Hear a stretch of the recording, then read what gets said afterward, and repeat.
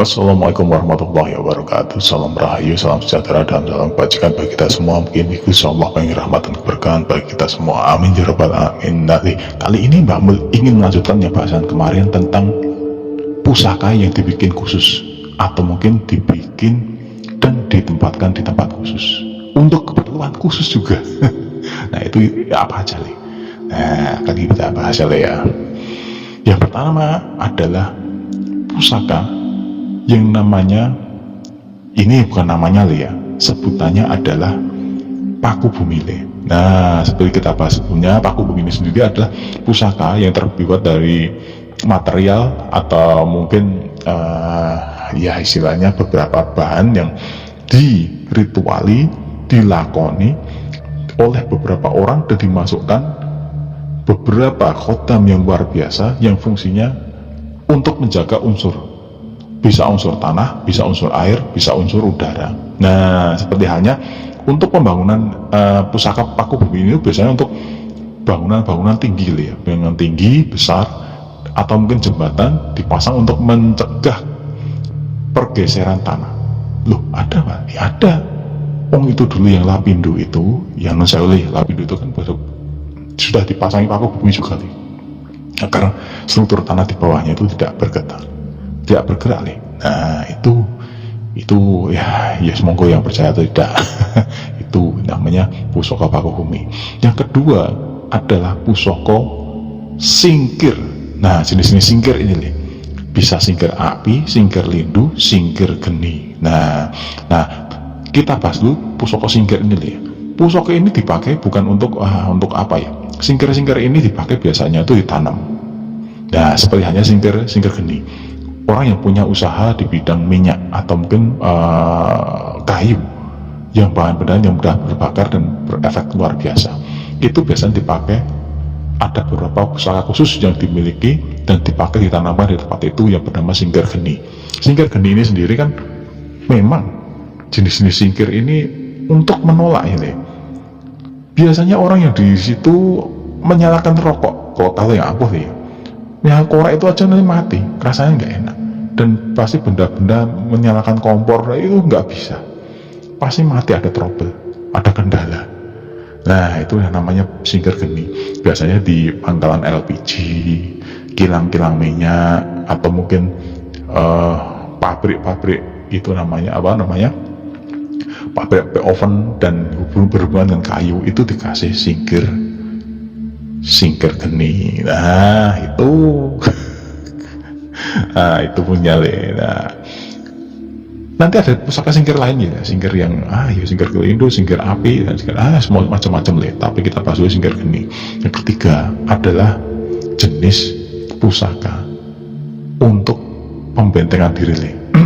Nah kita bahas pembentengan diri ini tidak ditanam, tidak ada apa, tetapi didelehke, disanggari.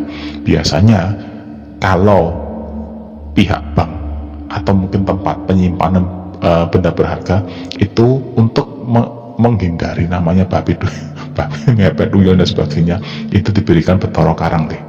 Nah salah satu fungsi Bathara Karang itu penjagaan itu deh. Nah kenapa nanti dibikin Bathara Karang? Yaitu sebenarnya Bathara Karang itu kan di-requestkan, dibuat khusus untuk penjagaan itu. Nah agar nanti keuangan harta pusaka itu tidak diambil oleh makhluk lain yang sifatnya pencurian. Nah seperti itu. Jadi jenglot Bathara Karang itu adalah produk request dari beberapa orang yang menginginkan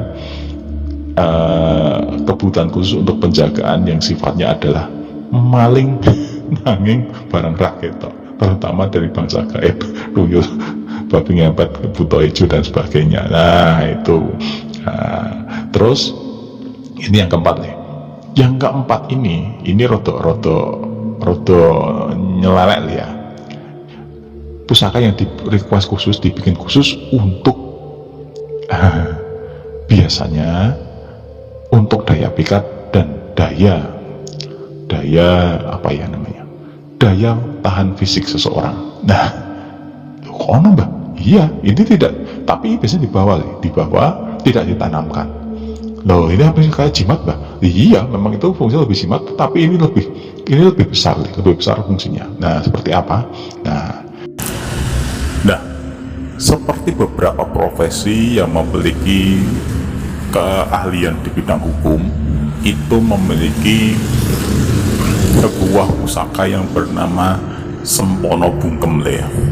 Nah, Sempono Bungkem ini fungsinya adalah membungkam lawan deh.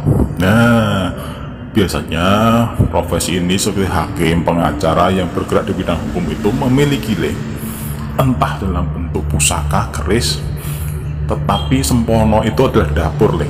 Dapur sebuah keris untuk membungkam lawan ketika berhadapan. Nah, ini biasanya memiliki perbawa tinggi luar biasa, pesonanya luar biasa. Jadi seorang yang dihadapi lawan bicaranya tidak bisa berkata apa-apa, susah ya, memang dia menang.